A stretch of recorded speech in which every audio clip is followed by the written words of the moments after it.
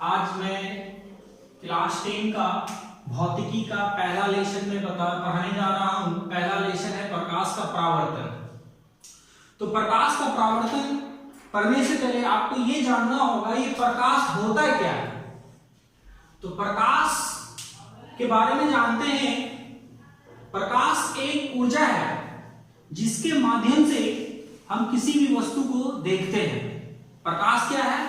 एक ऊर्जा है। प्रकाश एक ऊर्जा का स्रोत है जो कि जिससे किसी भी वस्तु को हम देख सकते हैं, और ये प्रकाश जो है सीधी रेखा में गमन करती है। अगर प्रकाश जैसे कि टॉर्च बारे में, टॉर्च के आगे अगर हम कुछ किताब रख दें तो टॉर्च के किताब के कारण टॉर्च का रोशनी पर किताब को उस पर नहीं है, किताब का छांव बन जाएगा। तो इसलिए कहा गया है प्रकाश एक ऊर्जा है जिसके माध्यम से हम किसी वस्तु को देखते हैं और प्रकाश सीधी रेखा में गमन करती है। पहला डिफिनेशन आप लोग नोट कीजिएगा। प्रकाश एक ऊर्जा, प्रकाश एक ऊर्जा है, प्रकाश एक ऊर्जा है जिसके माध्यम से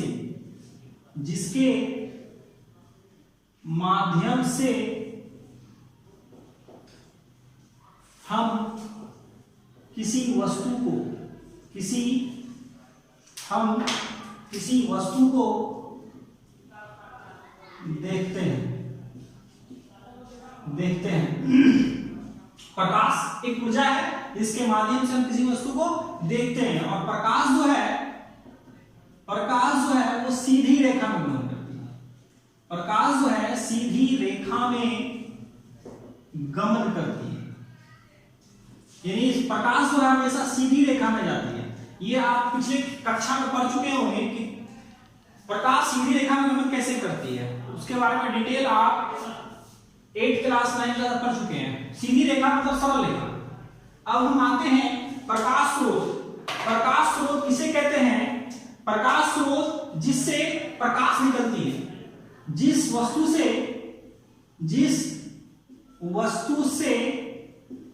प्रकाश क्या होती है? निकलती है, या जिस वस्तु से हमें प्रकाश प्राप्त होती है, प्रकाश क्या होती है? प्राप्त होती है, उसे प्रकाश स्रोत कहते हैं। उसे क्या कहते हैं? प्रकाश स्रोत कहते हैं। प्रकाश स्रोत में जैसे एग्जांपल में देख लेते हैं, जैसे जलती हुई बल्ब, लालटेन, उसके बाद हम ले लेते हैं मोमबत्ती, जलती हुई मोमबत्ती। ये सब जितना है ये प्रकाश स्रोत है। सुई, ये सब सभी क्या है? प्रकाश स्रोत। अब हम आते हैं तीसरा पॉइंट जिसको बोलते हैं प्रदीप्त बोले या दीप्तिमान। प्रदीप्त बोले या दीप्तिमान, इसको इंग्लिश से बोलते हैं लुमिनियस। तो हम लुमिनियस के बारे में जानते हैं जिससे प्रकाश उत्सर्जित हो, जिस वस्तु से या जिससे प्रकाश उत्सर्जित हो, जिससे प्रकाश क्या उत्सर्जित हो, उसे हम प्रदीप्त कहते हैं। उसे क्या कहते हैं? हम प्रदीप्त या दीप्तिमान कहते हैं, प्रदीप्त कहते हैं। जैसे एग्जांपल में ले लेते हैं, हम किसे प्रकाश हमको मिलता है? हमको प्रकाश जो मिलता है वो मिलता है सूर्य से, मिलता है जलती हुई मोमबत्ती से,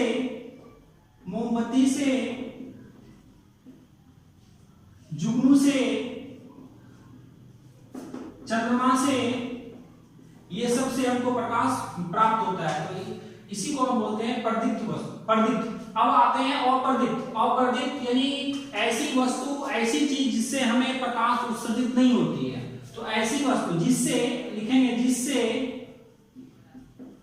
प्रकाश उत्सर्जित नहीं होती, जिससे प्रकाश उत्सर्जित नहीं होती है, उसे अप्रदीप्त कहते हैं। उसे अप्रदीप्त वस्तु कहते हैं। अपर्दित वस्तु कहते हैं, उसे अपर्दित वस्तु कहते हैं। अब आते हैं, जैसे में एग्जांपल देख लेते हैं, किसी किसी प्रकाश नहीं मिलता है। जैसे हम लेते हैं लकड़ी, लकड़ी तो हमको प्रकाश नहीं देता। लकड़ी जैसे कि बेंच है, दीवार है, ईंट है, इससे तो हमको प्रकाश नहीं मिलता। और लेते हैं लोहा, लोहा से भी हमें प्रकाश नहीं मिलता है। टेबल, टेबल से भी हमें प्रकाश नहीं मिलता है। कुर्सी, कुर्सी से भी हमको प्रकाश नहीं मिलता है। दीवार, दीवार से भी हमको प्रकाश नहीं मिलता है।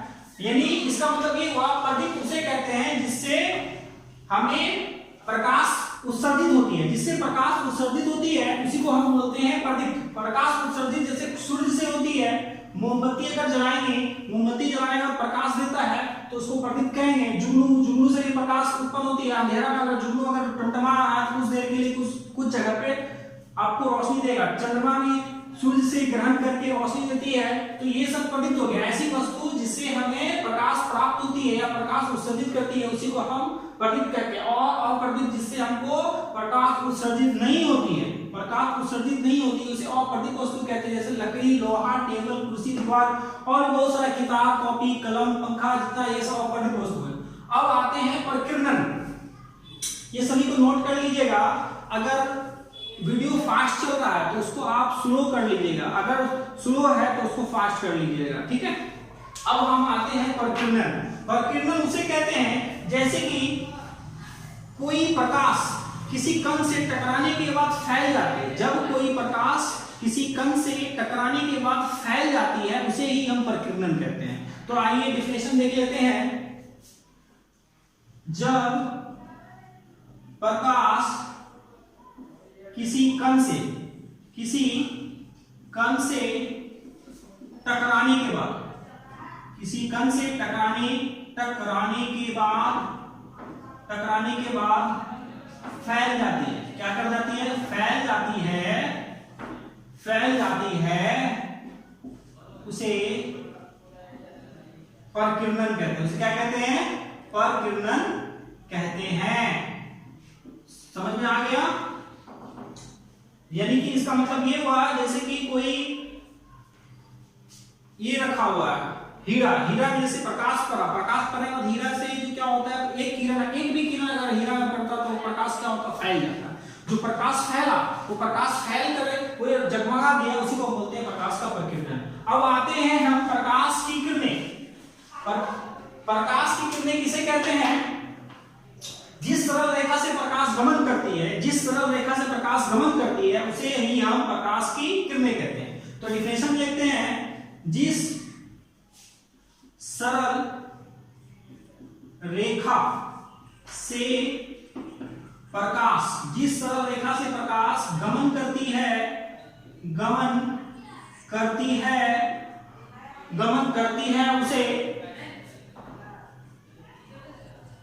उसे प्रकाश का किरण कहते हैं। उसे प्रकाश का किरण कहते हैं। प्रकाश का किरण यानी जिस सरल रेखा से प्रकाश गमन करती है उसी को प्रकाश किरण कहते हैं। अब हम नेक्स्ट में आते हैं किरण पुंज। अब मैं बता रहा हूं किरण पुंज यानी प्रकाश की किरणों के समूह को किरण पुंज कहते हैं। प्रकाश के किरणों के समूह को किरण पुंज कहते हैं। समझने वाली बात यहाँ पर, जब प्रकाश का जो समूह, डेफिनेशन को देख लेते हैं। प्रकाश के किरणों के समूह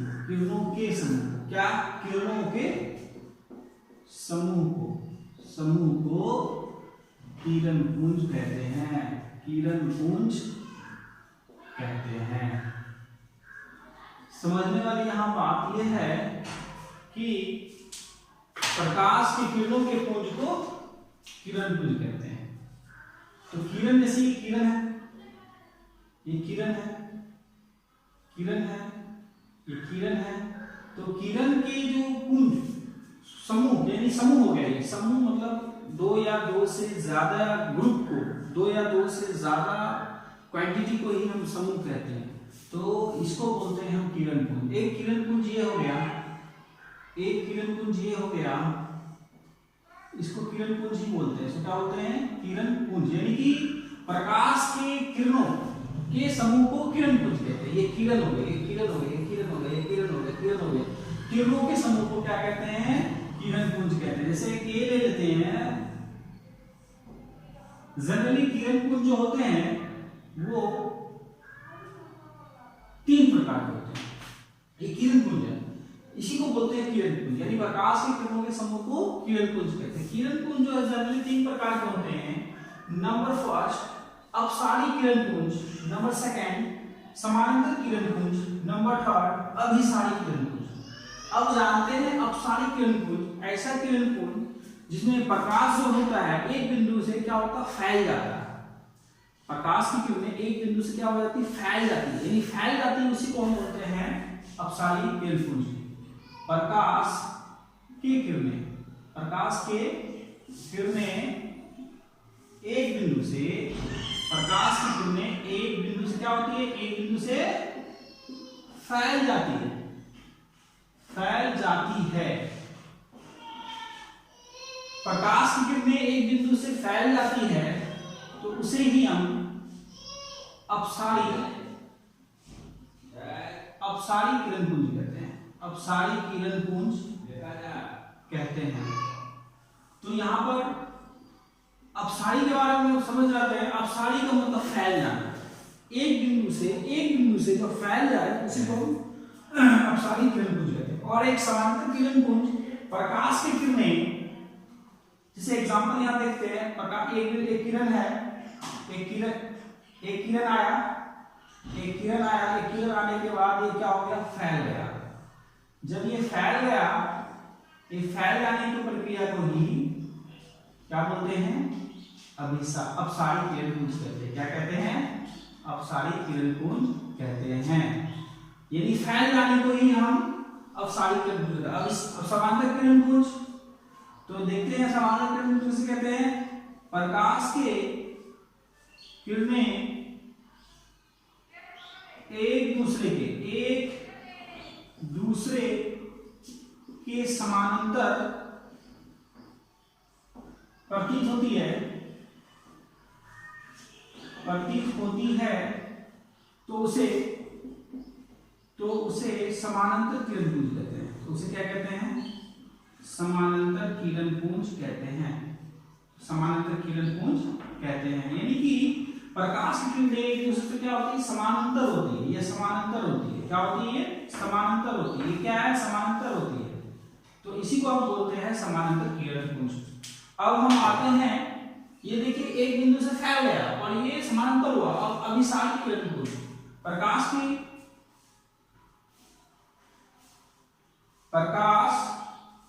की किरणें जब एक बिंदु पर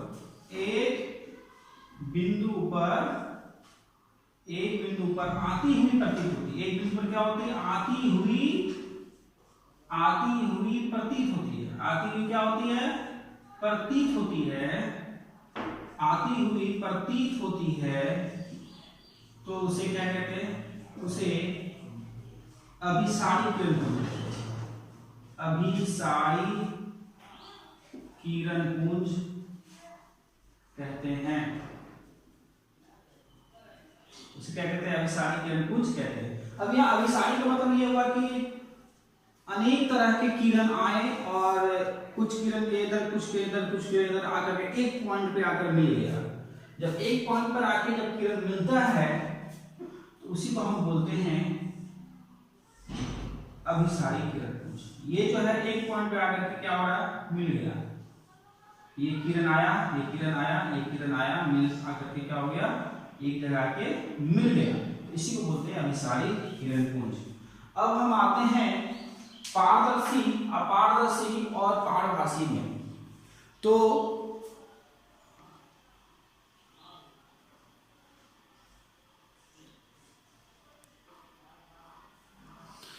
पारदर्शी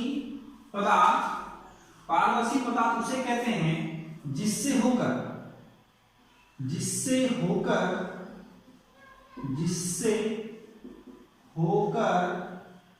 प्रकाश पूर्णतः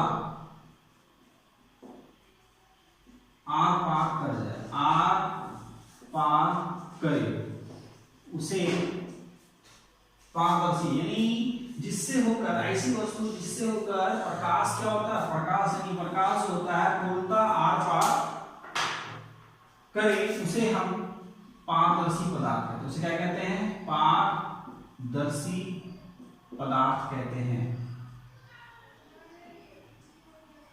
पदार्थ कहते हैं। जैसे एग्जांपल देख लेते हैं क्या होता है पारदर्शी पदार्थ, जैसे पानी, सीसा, कांच, हवा, ये सभी पारदर्शी है। पारदर्शी का मतलब इससे होकर पूर्णतः प्रकाश जो होता है आर पार कर जाता है, उसी को हम पारदर्शी पदार्थ कहते हैं। और पारभासी किसे कहते हैं, जिससे होकर प्रकाश पूर्णतः आर पार ना करे, यानी आंशिक रूप से, आंशिक मतलब हल्का, आंशिक रूप से आर पार करे, उसे पारभासी पदार्थ कहते हैं। उसे क्या कहते हैं, पारभासी पदार्थ, उसे पारभासी पदार्थ कहते हैं। जैसे एग्जांपल देख लेते हैं, पारभासी यानी जिससे प्रकाश धुंधला नहीं, यानी धुंधला पार करे, जब पार करते समय प्रकाश क्या दिखे, धुंधला दिखे, तो उसी को हम पारभासी पदार्थ कहते हैं। तो पारभासी पदार्थ जैसे घिसा हुआ शीशा, जैसे घिसा हुआ कांच, घिसा हुआ कांच। दूसरा तेल लगा हुआ कागज, तेल लगा हुआ कागज, ये जो है ये पारभासी है। पारभासी में प्रकाश जो है पूरा पूरी पार नहीं करता, आंशिक रूप से हल्का हल्का पार करता, उसी को हम बोलते हैं पारभासी। अब हम आते हैं अपारदर्शी पदार्थ, जिससे होकर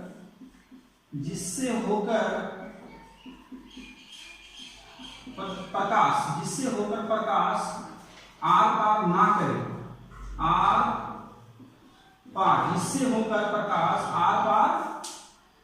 जिससे होकर प्रकाश आर पार ना करे, उसे यानी पूरा पूरी आर पार नहीं करे, उसे अपारदर्शी पदार्थ कहते हैं। उसे क्या कहते हैं, अपारदर्शी पदार्थ कहते हैं, अपारदर्शी पदार्थ कहते हैं। उसे क्या कहते हैं, अपारदर्शी पदार्थ कहते हैं। जैसे एग्जांपल में लेते हैं, जैसे दीवार के इस पार से उस पार प्रकाश नहीं जा सकता, इसलिए अपारदर्शी पदार्थ हो गया चमड़ा, मोटा कपड़ा, ये सभी जो है अपारदर्शी पदार्थ है। अब हम आते हैं प्रकाश का परावर्तन किसे कहते हैं।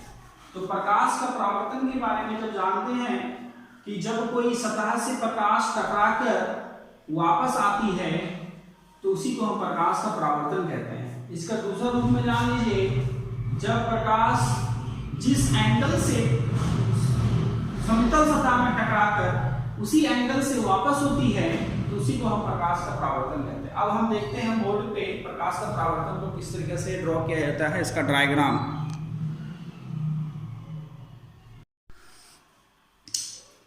प्रकाश के परावर्तन के नियम, तो ये बहुत ज्यादा इंपॉर्टेंट क्वेश्चन है। प्रकाश के परावर्तन के नियम,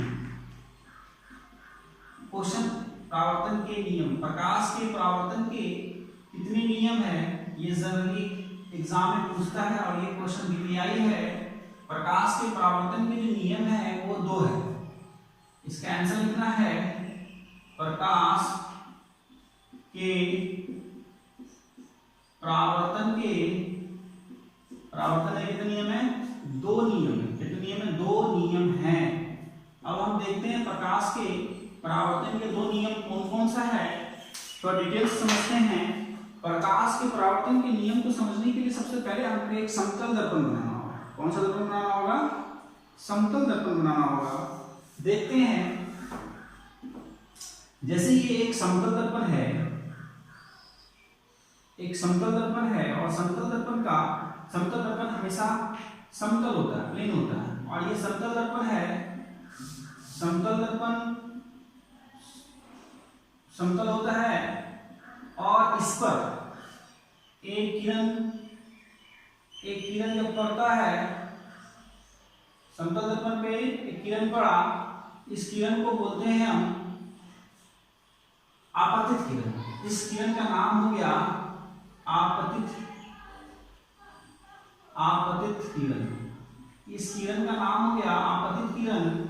और इसको इस बिंदु पे आकर के आपतन किरण जो है इस बिंदु पर आकर टकराया, इस बिंदु का नाम हो गया आपतन बिंदु। आपतन बिंदु। और ये जो है टकराने के बाद ये फिर जो है ये क्या हो गया? परावर्तित हो गया। टकराने के बाद ये जब परावर्तित हो गया, इस किरण का नाम हो गया, ये आया और ये दर्पण से टकराकर जब ये वापस हो गया, तो इसी को बोलते हैं हम परावर्तित किरण। इसको बोलते हैं हम परावर्तित किरण। इसका नाम हो गया परावर्तित किरण। इस किरण का नाम हो गया परावर्तित किरण। इस आपतन बिंदु को मान लेते हैं O, और आपतित किरण को मान लेते हैं A, और परावर्तित किरण को मान लेते हैं हम B। ठीक है। अब इस पे आपतित किरण और परावर्तित किरण और आपतन बिंदु से एक जो है एक लंब खिंचाएगा। इस लंब को बोलते हैं हम अभिलंब। इसका अभिलंब जानते हैं, लंब में जहां बात आ जाएगी 90 डिग्री का कोण बनाता है। लंब कितने डिग्री का कोण बनाता है? 90 डिग्री का कोण बनाता है। तो इसको बोलते हैं हम अभिलंब। इसको बोलेंगे अभिलंब। इसको बोलते हैं अभिलंब। अब हम आते हैं, इसको हम मान लेते हैं M, कुछ मान लेते हैं। आपतित किरण, यहां पर बात आएगा, बोलेगा आपतित किरण किसे कहते हैं? जब कोई किरण समतल दर्पण पे आके टकराता है तो उसी को हम आपतित किरण कहते हैं।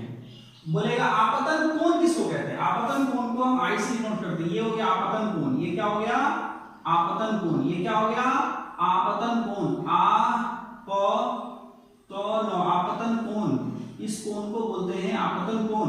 और जब परावर्तित किरण अभिलंब से जो कोण बनता है, परावर्तित किरण और अभिलंब के बीच का जो कोण बनता है, इसको बोलते हैं R। इसको बोलते हैं हम परावर्तन कोण। परावर्तन कोण। इस कोण को परावर्तन कोण कहते हैं, इस कोण को परावर्तन कोण कहते हैं, और इस कोण को आपतन कोण कहते हैं। अब यहाँ क्वेश्चन ये आ रहा है कि आपतन कोण किसे कहते हैं? एक इंपॉर्टेंट क्वेश्चन है, आपतन कोण किसे कहते हैं? तो आपतन कोण उसे कहते हैं आपतित किरण। आपतित किरण और अभिलंब के बीच में जो कोण बनता है उसी को हम आपतन कोण कहते हैं। और परावर्तन कोण किसे कहते हैं? तो परावर्तन कोण का एक क्वेश्चन बनता है यहाँ पर। तो परावर्तन कोण उसे कहते हैं परावर्तित किरण। ये हो गया परावर्तित किरण। जब कोई लौटता है, टकरा के जो लौटा, ये टकरा करके लौटा, इसको परावर्तित किरण कहते हैं। परावर्तित किरण और अभिलंब के बीच वाले कोण को हम क्या कहते हैं? अभिलंब कोण। ये परावर्तन कोण कहते हैं। और आपतन कोण परावर्तन कोण के क्या होते हैं? आपतन कोण परावर्तन कोण के क्या होते हैं? बराबर होते हैं। बहुत इंपॉर्टेंट पॉइंट है। आपतन कोण जो है परावर्तन कोण के क्या होते हैं? बराबर होते हैं। ये डायग्राम को आपको बढ़िया समझना है, बहुत इंपॉर्टेंट है। नंबर फर्स्ट देख लेते हैं, नियम। नियम में देख लेते हैं, फर्स्ट में क्या है? आपतित किरण, आपतित किरण कॉमा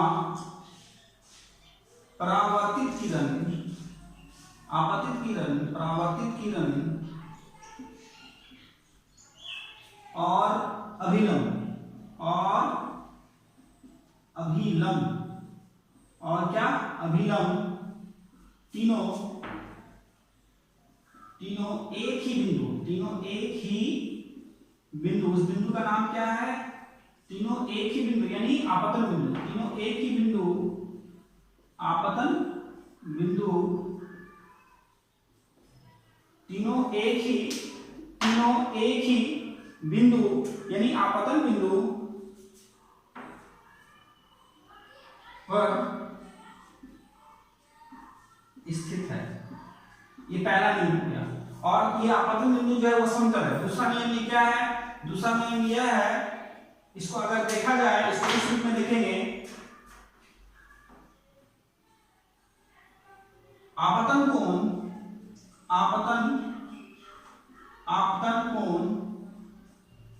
परावर्तन कोण के बराबर होते हैं। आपतन कोण परावर्तन कोण के क्या होते हैं? कोण के क्या होते हैं? बराबर होते हैं। यही दो नियम है प्रकाश के परावर्तन के, दो नियम है। ये इसको ऐसे लिख सकते हैं, एंगल आई बराबर एंगल आर। तो यहां पर अपने लाइन में समझ जाना है, अगर आपतन कोण 40 डिग्री है तो परावर्तन कोण भी 40 डिग्री होगा। अगर आपतन कोण 60 डिग्री है तो परावर्तन कोण भी 60 डिग्री होगा। अगर आपतन कोण 0 डिग्री है तो परावर्तन कोण भी 0 डिग्री होगा।